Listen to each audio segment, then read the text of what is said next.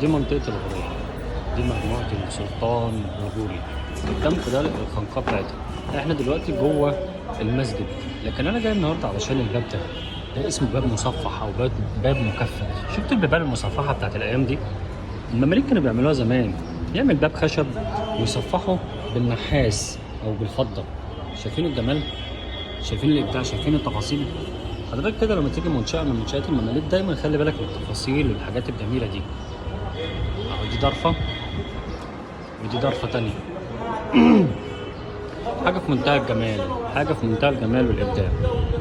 بصوا بقى في النص هنا ده الطبق النجم ده، هتلاقوا فيه ترس. الترس ده فيه الشعار بتاع السلطان اللي هو ختم الجمهورية، الرنك.